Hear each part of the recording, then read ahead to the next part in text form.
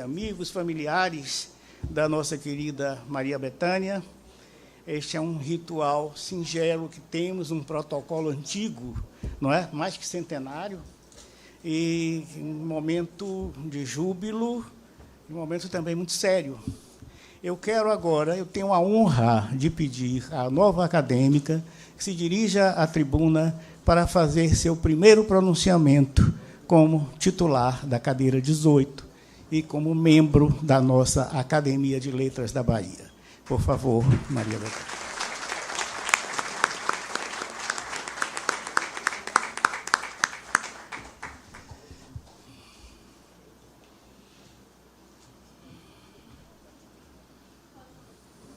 Está alto. Alô? 1, 2. Teste. 1, 2. Cantora, sabe fazer teste de voz, de microfone. Tá bem mesmo o volume, tudo certo? Posso começar? Posso, senhor presidente? Está baixo. À vontade. Alô, 1, 2, 3.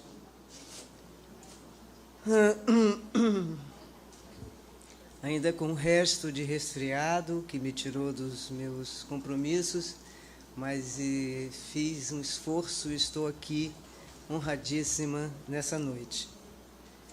Minha mãe me deu ao mundo de maneira singular, me dizendo uma sentença, para eu sempre pedir licença, mas nunca deixar de entrar.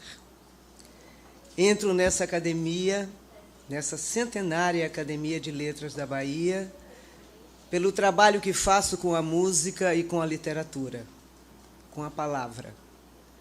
Assim, o meu agradecimento, em primeiro lugar, é para os autores, poetas, escritores, de modo geral, aos senhores.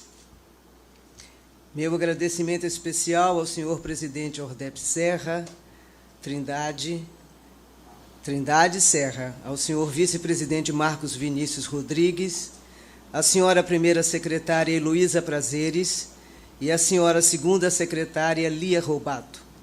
Agradeço ainda aos senhores diretores da biblioteca, do arquivo, bem como os demais senhores diretores e conselheiros. Se hoje sou acolhida nesta casa, devo isso, em primeiro lugar, à indicação do meu nome por um grupo de acadêmicos que teve à frente o professor da Universidade Federal da Bahia e compositor Paulo Costa Lima. A todos eles, a minha gratidão. Meu agradecimento vai ainda para as autoridades todas presentes. Acima de tudo, a autoridade máxima da Bahia, o glorioso Senhor do Bonfim. Mas, de modo muito particular, quero assinalar minha gratidão aos meus familiares.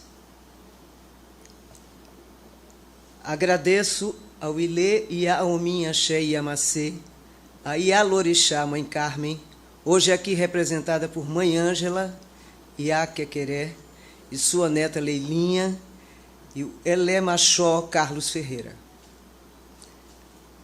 Agradeço ao poeta, professor e amigo querido Canaã Ferraz, que me orientou nesse discurso de posse. Agradeço a todos, colegas de trabalho, jornalistas, amigos que tenho feito ao longo da minha vida. Por fim, a todos que aqui estão, eu agradeço a partilha neste dia de festa. A cadeira 18, que agora tenho a honra e a alegria de ocupar, conta muitas histórias. São histórias fortes de guerreiros. A vastidão biográfica dos meus antecessores ocuparia páginas e páginas. Pesquisa e ânimo historiográfico. Tamanho empreendimento não cabe nesta hora e, sobretudo, tal esforço não caberia a um ocupante que chega aqui pelos caminhos da música popular e não da universidade ou dos meios intelectuais.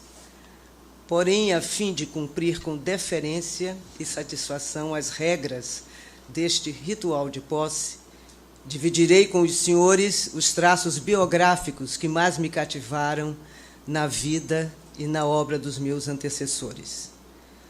O patrono da cadeira 18 é Zacarias de Góes e Vasconcelos, que veio à luz no litoral baiano, em Valença, de família tradicional e bem estabelecida, fez seus estudos no Liceu da cidade de Salvador, diplomou-se em Leis pela Faculdade de Direito de Olinda, em 1837, e 3 anos depois passou a fazer parte de seu corpo docente, sendo considerado por todos um professor brilhante.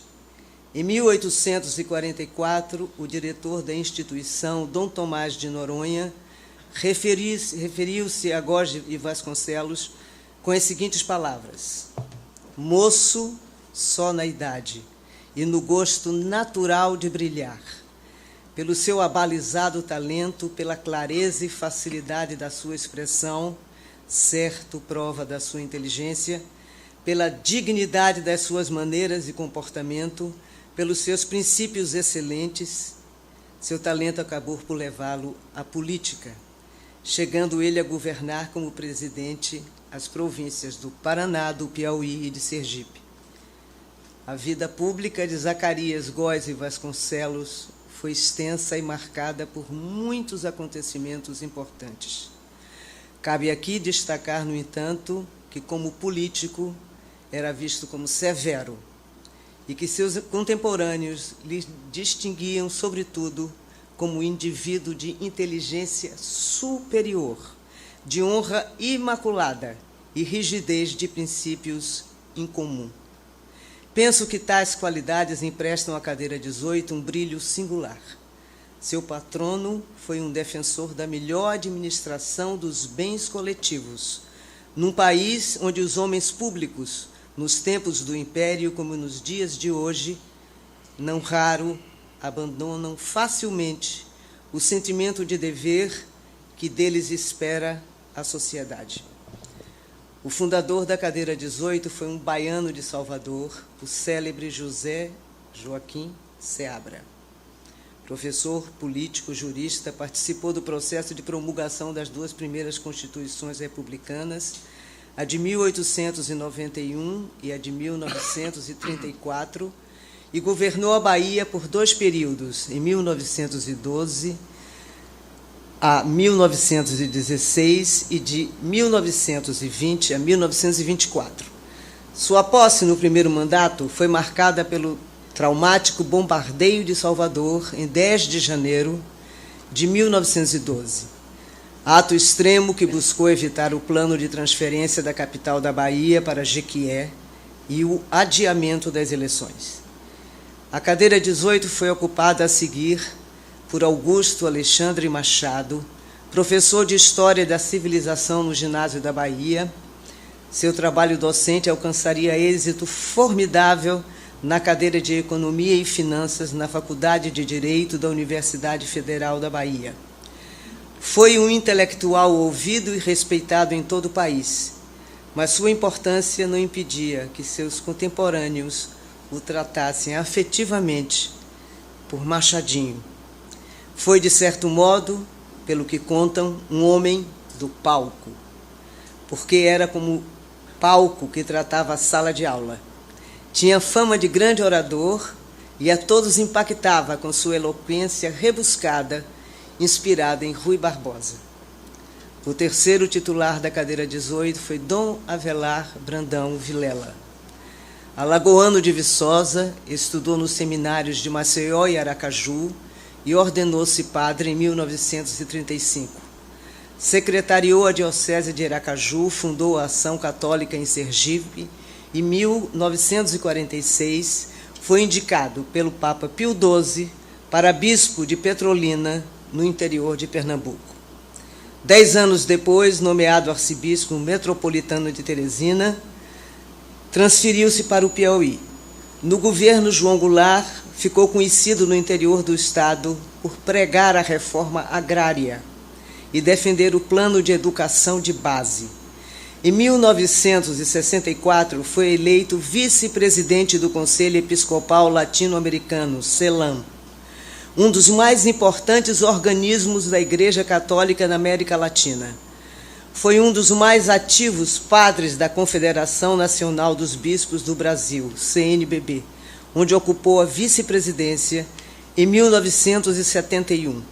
Um ponto alto de sua carreira ocorreu em 1968, quando dirigiu a Assembleia Geral do Conselho Episcopal Latino-Americano, em Medellín, Colômbia.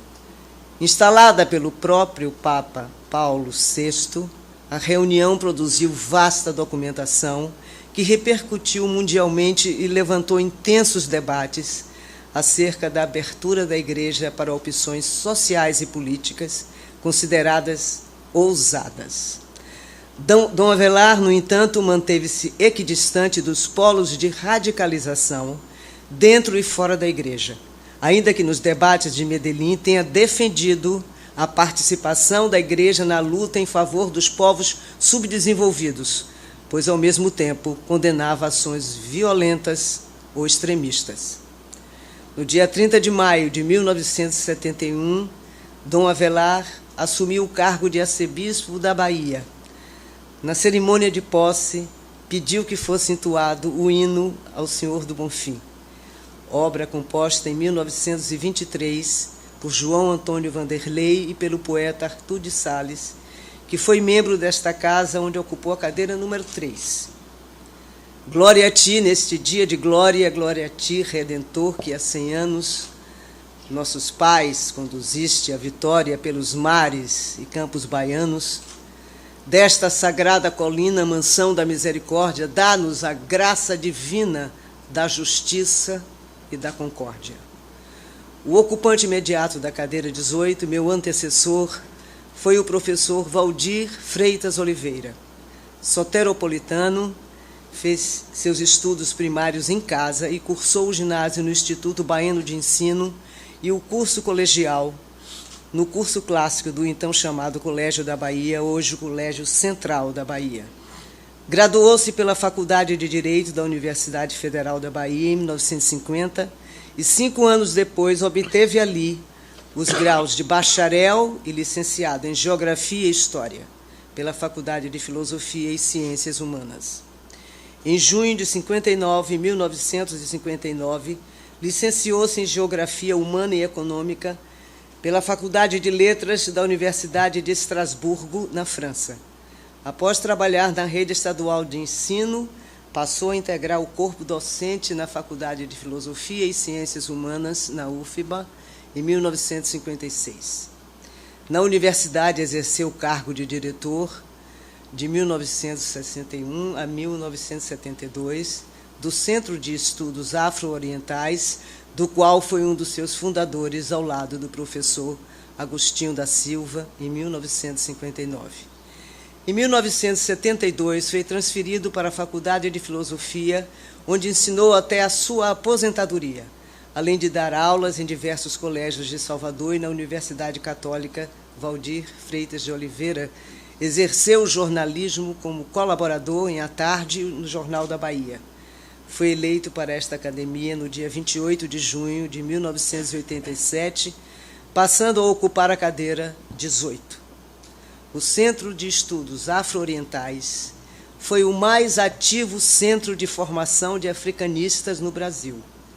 Montou uma biblioteca especializada, promoveu cursos de extensão sobre a história, a geografia, a sociologia e a economia da África e criou intercâmbio de pesquisadores entre o Brasil e países africanos. Entre as atividades que desenvolveu, destaca-se a criação, em 1965, da revista Afro-Ásia. A fundação de um centro dedicado a estudos africanos na Bahia veio ao encontro de um antigo desejo de compreender a origem africana nas expressões da cultura baiana, principalmente na religiosidade. Entre seus pesquisadores estavam nomes fundamentais como o próprio professor Valdir Freitas Oliveira, os professores Vivaldo da Costa Lima e Guilherme de Souza Castro, naquela época jovens investigadores com diferentes formações acadêmicas. Entre eles, destaco Ieda Pessoa de Castro, não apenas por ser membro desta casa, na qual ocupa a cadeira 11, mas pelo meu privilégio de ter com ela um convívio amigável e uma proximidade familiar. Assim pude desfrutar de sua sabedoria e ouvir suas histórias encantadas sobre a África, onde viveu e se doutorou em línguas africanas. Sem que eu tenha conhecido o professor Valdir Freitas Oliveira, estivemos próximos na medida em que fomos contemporâneos do magnífico quadro cultural que teve como centro irradiador a Universidade Federal da Bahia, na administração do reitor Edgar Santos. Venho a esta casa com a esperança de dar continuidade a essa tradição de guerreiros, mas, como todos sabem, venho de outras paragens. A canção popular no Brasil sempre teve uma força e uma penetração incomuns. Eu sou uma cantora brasileira e sei como a música pode atingir o povo brasileiro em todas as áreas. Encontrei no meu caminho mestres de teatro que entenderam que a minha expressão mais completa pedia que a literatura estivesse em par com a música. Fui criada numa casa onde poesia e música eram naturais como respirar. Meu pai gostava de poesia e seus amigos mais próximos eram poetas santamarenses. Minha mãe trazia de sua infância, vivida em casarões de usinas de cana-de-açúcar, o drama e o canto. Cresci ouvindo trechos de árias de Norma, na linda voz de minha mãe, e as marchinhas de carnaval de Carmen Miranda. Como caçula, pude ouvir distraidamente todos os grandes compositores, cantores e cantoras do Brasil daquela época. Caetano, meu irmão, acima de mim, me traduzia o que ele ouvia e as minhas próprias escolhas. Caetano sempre foi meu guia e mestre do meu barco.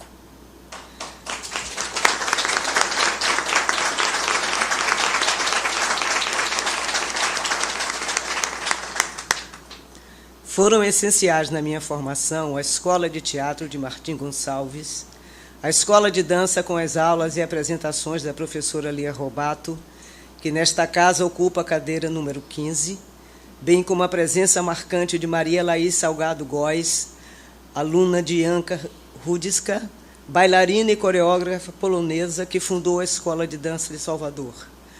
O inovador João Augusto do Teatro dos Novos, com autores e ritos brasileiros.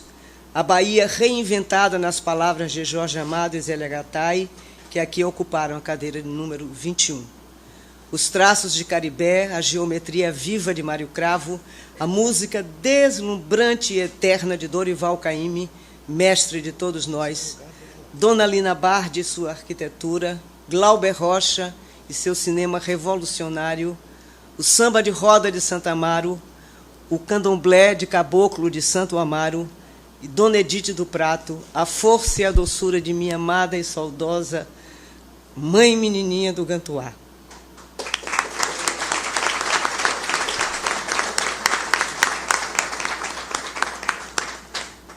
Enfim, tudo o que li, tudo o que vi, tudo o que vivi. Acima de tudo isso, minha devoção a Nossa Senhora da Purificação, desde menina, e mais tarde a Santa Bárbara, quando descobri que no sincretismo é o meu orixá Iansã. Fui feita na Bahia, num terreiro de Oxum, os tambores sagrados bateram para mim, me banhei com guiné, alfazeme, dandá, defumei com quarô, bejuim, de pano da costa batizei no Bonfim. Um velho preto alaqueto me disse que foi lá de Queto que eu vim. Eu já vim predestinada para cantar assim. Versos do grande compositor Roque Ferreira. Natural de Santo Amaro da Purificação, foi lá que fiz o curso primário, no convento Nossa Senhora dos Humildes, até fazer a admissão para o ginásio. Em 1960, vim para Salvador com meu irmão Caetano para estudarmos no Colégio Severino Vieira. Vim sem meu pai e minha mãe, e eu simplesmente não entendia o motivo de eu estar longe deles. Foi um afastamento muito difícil para mim. Quem passou a substituí-los, de certo modo, foi nossa irmã, Nicinha, enviada por meu pai para cuidar de nós. 2 irmãos já moravam aqui, Roberto e Rodrigo. Eu acordava às 6 horas da manhã, tomava meu café, vestia minha farda e chegava pontualmente às 7 horas no colégio. mas por volta das 10 já estava na rua. Ia com minhas amigas para a Cidade Baixa comer ostras ou ia ao cinema na matinal, mas principalmente para espiar pelas grades as aulas de concentração de ou esgrima nos jardins da Escola de Teatro da Bahia.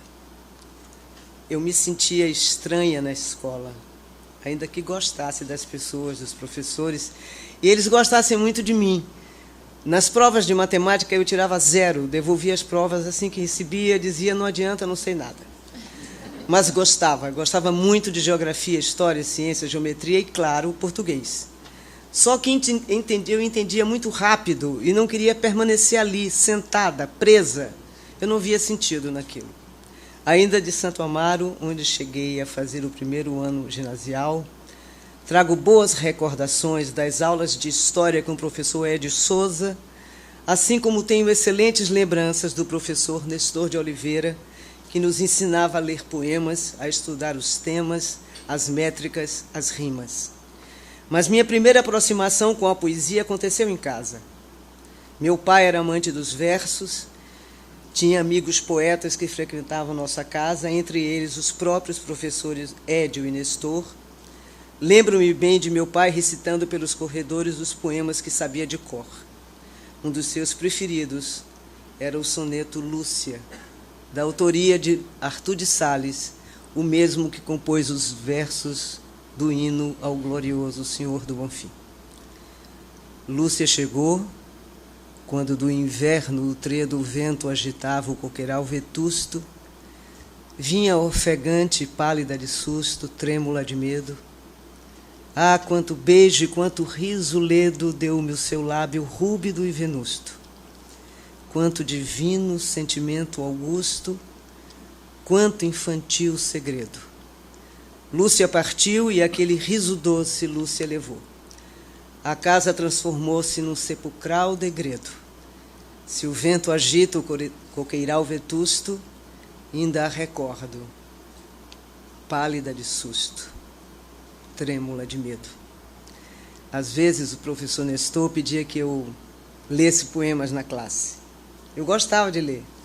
Subia no praticável, no qual os professores davam aula, e não me intimidava. Ao contrário, muito cedo, fui atraída pelo palco. Havia um forte ambiente musical em minha casa, mas eu queria ser atriz. As cantoras e os cantores estavam mais ligados ao rádio, ao disco, e eu queria o palco. Podia ser no circo. Outra grande paixão minha. Todo mundo vai ao circo, menos eu. Como pagar ingresso se eu não tenho nada, fico de fora escutando a gargalhada.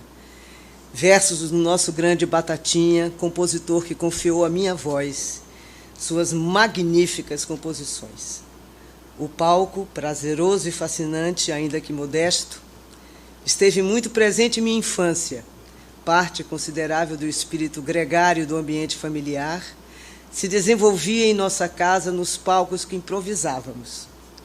Para melhor descrever o quadro, tomo as palavras de minha irmã, a poeta Mabel Veloso, que também foi minha professora.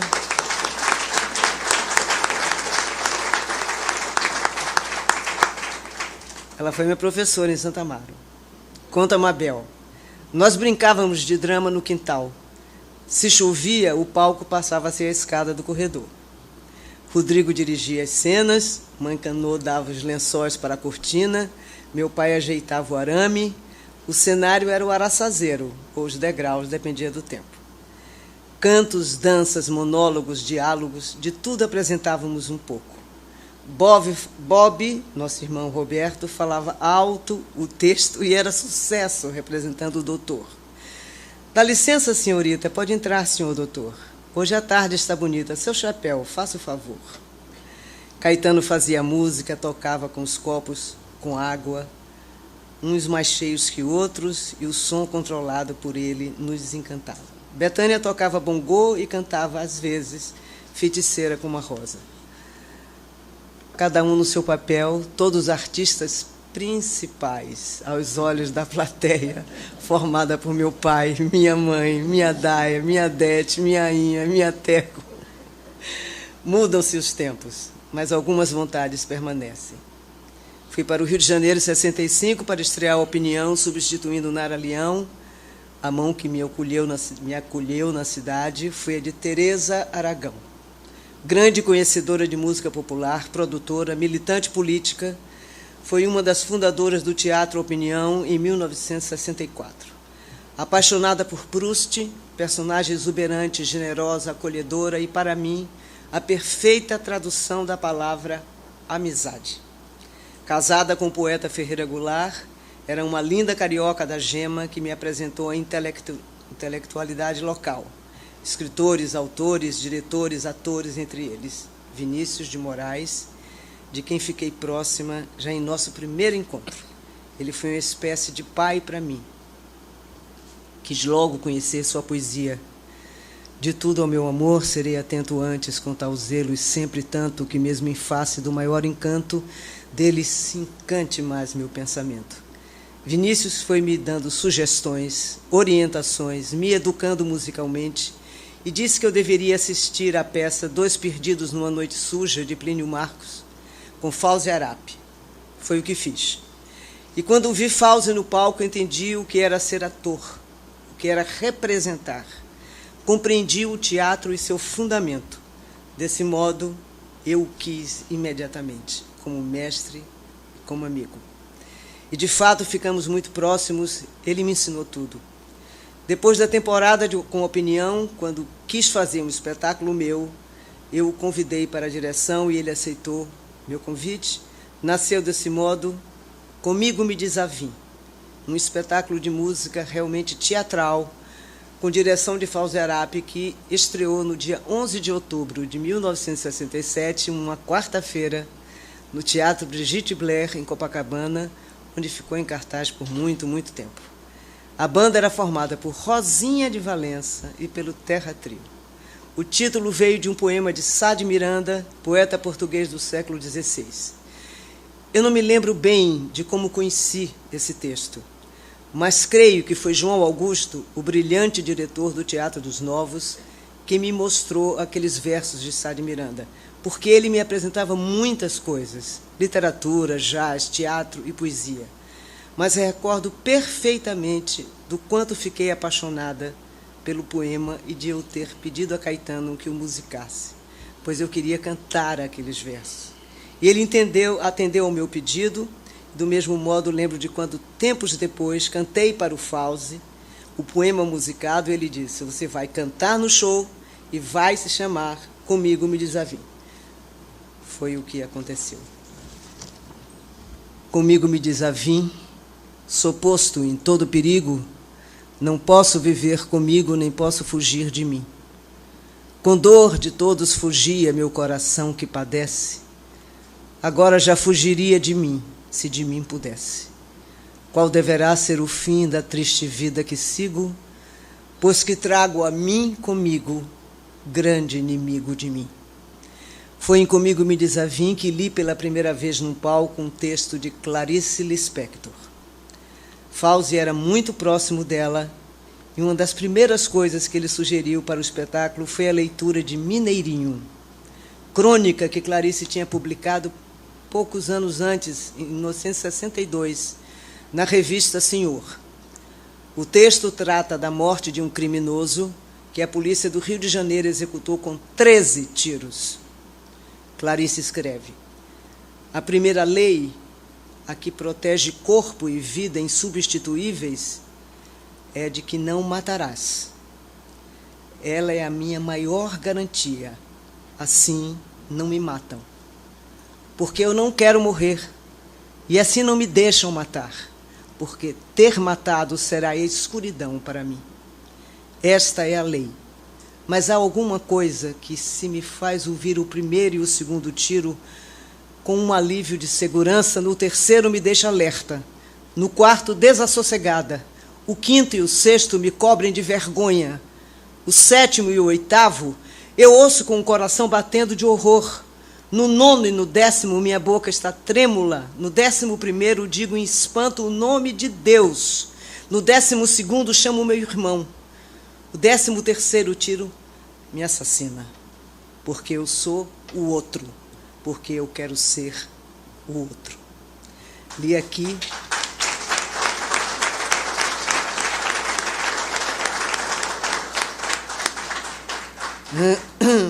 Eu li aqui apenas um trecho do início do texto, mas em Comigo Me Desavim, a pedido do Fauzi, li na íntegra o longo e belíssimo texto de Clarice. E esse momento se tornou o mais impactante do show. Não pretendo desfiar aqui toda a minha carreira, os discos, os espetáculos, nem teria como nomear todos aqueles que colaboraram comigo ao longo dos anos e a quem devo tanto. Parece incontornável, no entanto, falar de um espetáculo de 1971 que marcou de modo decisivo minha vida no palco e definiu mais claramente a aliança que venho fazendo entre a música e a literatura. Rosa dos Ventos, Show Encantado. Tudo que alguns anos antes, em Comigo Me Desavim, havia definido o meu modo de cantar e de me apresentar, a dramaturgia, o trabalho, a intuição, a música, a poesia, a palavra e o gesto, chegou ali a seu ponto mais concentrado, mais experimental, mais libertador. Roteiro, cenário, arranjos, tudo se tornou realmente mágico. Não devo me alongar e nem posso traduzir em palavras o que significou Rosa dos Ventos em minha carreira e em minha vida. Foi um espetáculo marcante também para outros artistas, pois definiu de modo novo, um modo novo de aliar ao canto a dramaticidade e o texto falado. Mas nos termos dessa cerimônia de posse, quero assinalar apenas que ali esteve presente de modo muito especial, mais uma vez, Clarice Lispector, e o que ali se consagrou, minha proximidade com a obra de Fernando Pessoa.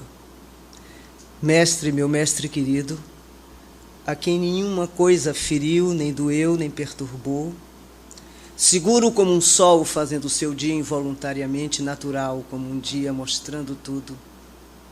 Meu mestre, meu coração não aprendeu a tua serenidade. Meu coração não aprendeu nada, meu coração não é nada, meu coração está perdido. Depois, mas por que é que ensinaste a clareza da vista, se não me podias ensinar a ter a alma com que era ver clara?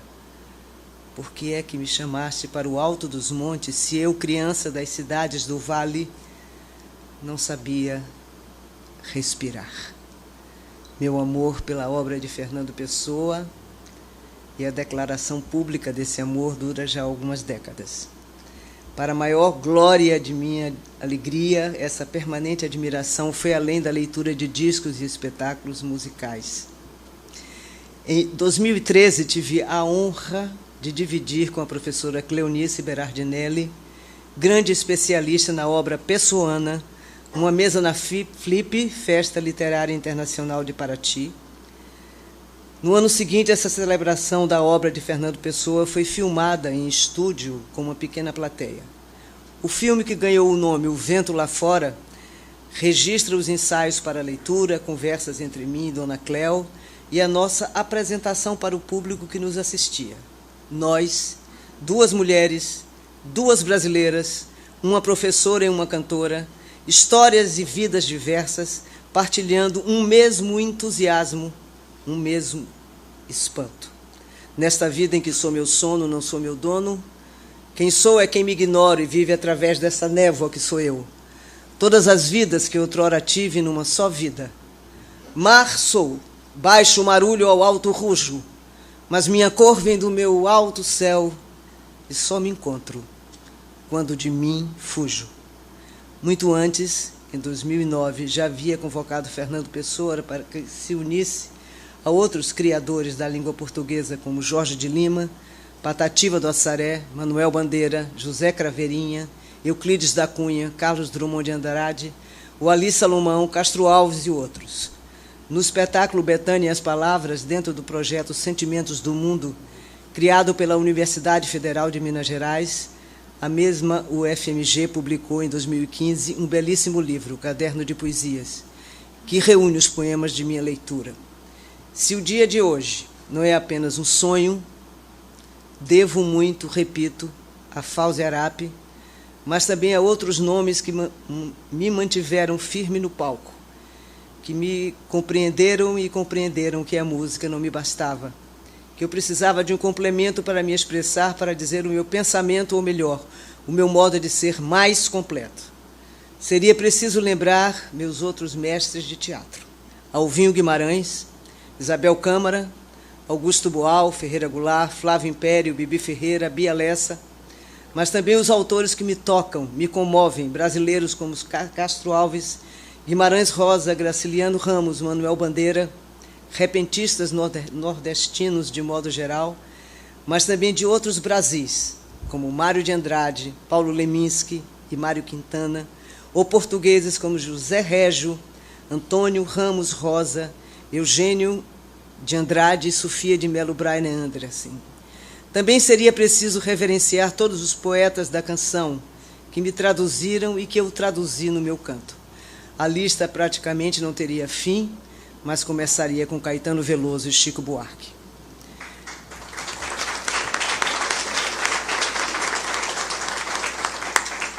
E sendo uma lista impraticável, não faço senão usar os nomes desses dois poetas como modo de saudar o compositor popular. Numa festa imodesta como esta, vamos homenagear todo aquele que nos empresta sua festa, construindo coisas para se cantar. E como se trata de uma festa imodesta, não posso deixar de registrar outras homenagens que muito me lisonjearam e me deram alegrias que ecoam no dia de hoje. Em 2016, a Estação 1ª de Mangueira desfilou no Carnaval do Rio de Janeiro com o enredo Maria Bethânia, a Menina dos Olhos de Oiá, com o qual se sagrou campeã.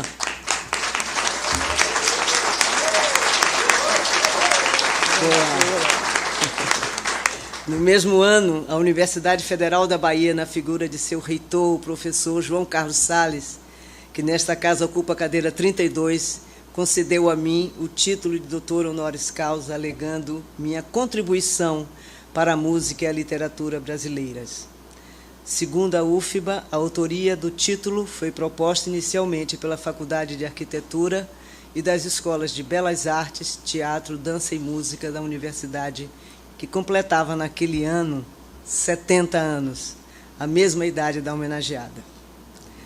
O ano de 2016 foi realmente especial. No dia 9 de outubro, desembarquei em Maputo, Moçambique, para uma apresentação ao vivo, na qual li textos em poesia e prosa e recebi dois grandes escritores, Mia Couto, moçambicano, e José Eduardo Agualusa, angolano. Desse encontro emocionante resultou um documentário que trata da minha relação com escritores de nossa vasta língua portuguesa. O filme ganhou o título Caringana, Licença para Contar, e foi realizado em parceria com a CPLP, Comunidade dos Países de Língua Portuguesa.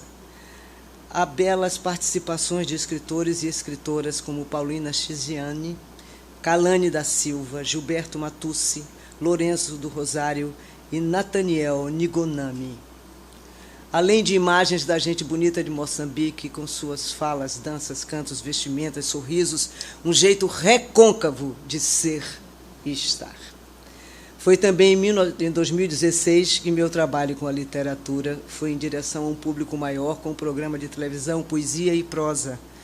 Composto por 8 episódios, contando com a colaboração de convidados ilustríssimos, o programa se voltou para a vida e a obra de Clarice Lispector, Guimarães Rosa, João Cabral de Melo Neto, Castro Alves, Ariano Suassuna, Carlos Drummond de Andrade, Vinícius de Moraes e o Ali Salomão. Mas o que me toca de modo muito especial é poder ver o quanto meu trabalho com música e literatura pode ir além dos espetáculos e discos, indo alcançar as salas de aula, sobretudo as do ensino público. É, sem dúvida, algo que eu não poderia prever. A surpresa confirma, no entanto, certos rumos de minha carreira, nos quais se confundem a arte e a cidadania, sem dogmas, sem ideologia, apenas verdade e um senso ético que deve estar na base de todo gesto criador. Um belo exemplo é o projeto Brasileirinho, desenvolvido desde 2006 na zona oeste da cidade do Rio de Janeiro, no Colégio Estadual Vicente Januzzi.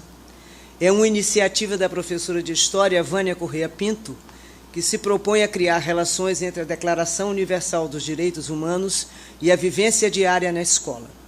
O trabalho tem como base o repertório do álbum Brasileirinho. A inovação é o uso da música como estratégia e ferramenta para chegar a vivências que despertem sentimentos opostos à violência, ao descaso, à competição e ao preconceito. Trata-se, como diz a professora Vânia, de reaprender valores através da música. Para isso, os alunos estudam o repertório, analisam as letras, debatem em sala, pesquisam sobre os temas das canções, escrevem poemas, pensam atividades variadas e tudo culmina num espetáculo inteiramente montado por eles e apresentado para toda a escola. Sou madrinha entusiasmada do projeto desde o início. Estive com os alunos em vários momentos. Muitos foram conhecer o trabalho realizado na gravadora, assistiram a shows. Em 2020, participaram da exposição Maria de Todos Nós, no Paço Imperial, no Rio de Janeiro, que comemorou meus 50 anos de carreira. A professora Vânia já esteve mais de uma vez na UFBA para fazer palestras sobre o projeto. Desde o primeiro semestre de 2017, a Escola Estadual Ministro Jarbas Passarinho, localizada em Camaragibe, em Pernambuco, realiza o projeto Doutora Maricotinha, Poesia da Teoria Prática, iniciativa que trata a poesia como intervenção social e a literatura como acesso à cidadania. O projeto não nasceu como um grande plano educacional elaborado em gabinete. Foi, ao contrário, criado em sala de aula por uma professora, Ana Cláudia Xavier, e seus alunos.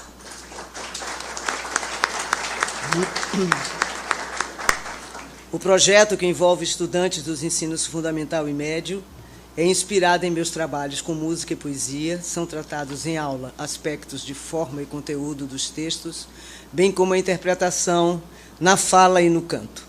O sucesso da iniciativa fez com que outras escolas, incluindo as redes municipal e privada, passassem a utilizar o projeto. Além disso, a doutora Maricotinha ganhou vários prêmios, como o Educador Nota 10, em 2017, também foi reconhecido pela Organização das Nações Unidas, ONU, e tem sido apresentado em encontros educacionais dentro e fora do Brasil.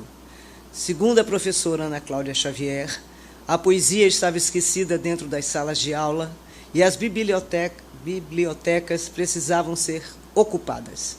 Foi então que surgiu a ideia de levar os estudantes para dentro das bibliotecas e mostrar a eles o poder da poesia e da literatura através de uma cantora popular. Doutora Maricotinha, a Poesia da Teoria Prática, é uma ação inovadora, transformadora, que considero um dos mais belos e importantes trabalhos já realizados com minha obra. Outra iniciativa que me enche de satisfação também vem de Camaragibe. Lá na Escola Municipal 15 de Novembro, a professora Aldaci Maria trabalha com educação infantil, primeira etapa do ensino básico, voltado para crianças de até 5 anos de idade. É o momento em que se desenvolvem atividades lúdicas como forma de promover o aprendizado e o desenvolvimento cognitivo, motor, social, emocional e físico. Em 2015, a professora Aldaci Maria criou o projeto Betânia Fulozinha, que culminou num jornalzinho chamado Isso é Onça, feito pela turma do 4º ano da educação infantil, que divulga a cada bimestre as invenções, brincadeiras, desenhos e falas de crianças, bem como o contato delas com diferentes linguagens. O nome do jornal faz referência à canção Moda da Onça, tema popular adaptado por Paulo Vanzolini. Eu sempre entendi que havia algo infantil nessa moda caipira. Um Brasil de um jeito criança. A nossa poesia é uma só e eu não vejo razão para separar. Todo o conhecimento que está cá foi trazido dentro de um só mocó e, ao chegar aqui, abriram um nó. E foi como se ela saísse do ovo. A poesia recebeu sangue novo, elementos deveras salutares. Os nomes dos poetas populares deveriam estar na boca do povo.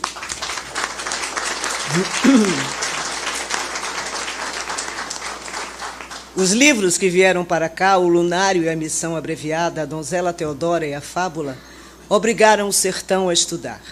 De repente começaram a rimar, a criar um sistema todo novo.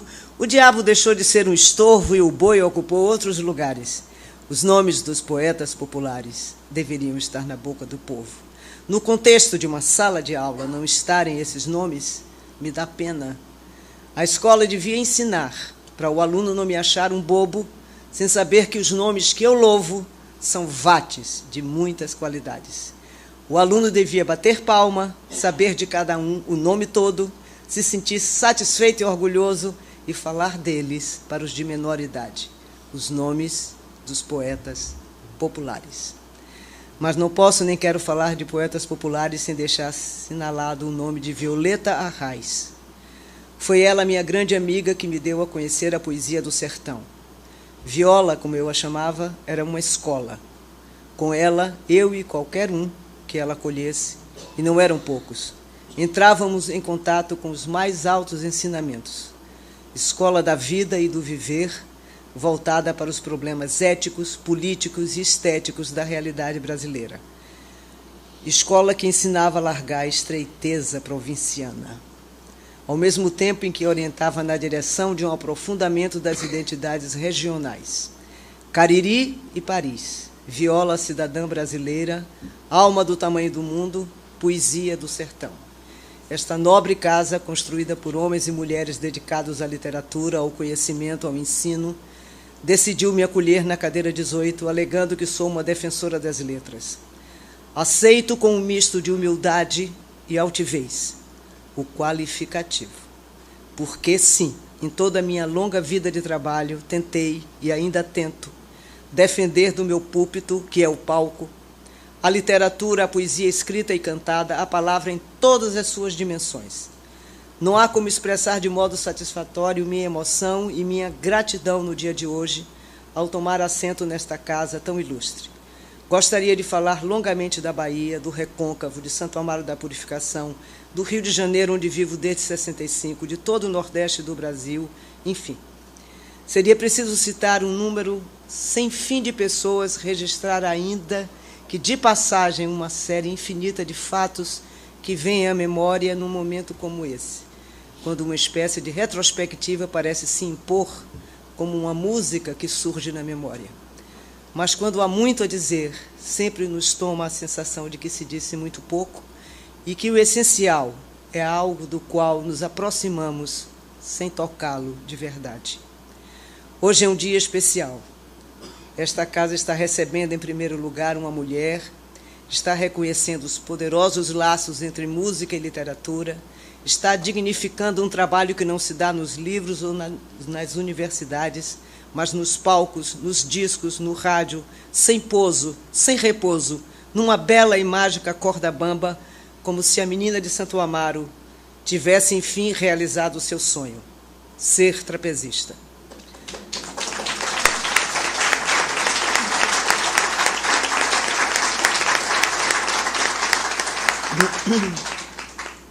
Poderia resumir tudo o que disse e tudo o que deixei de dizer, reafirmando meu júbilo por estar nesta casa, na Academia de Letras da Bahia. Para mim, a importância de tamanha honraria é exatamente esta: ser uma distinção da terra onde eu nasci, como se eu estivesse sendo recebida em festa pelo lugar de onde, na verdade, nunca saí. A Bahia, estação primeira do Brasil. Obrigado, senhor.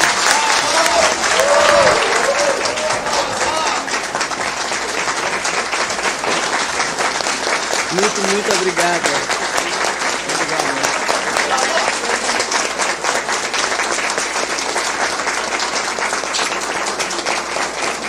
Muito obrigada.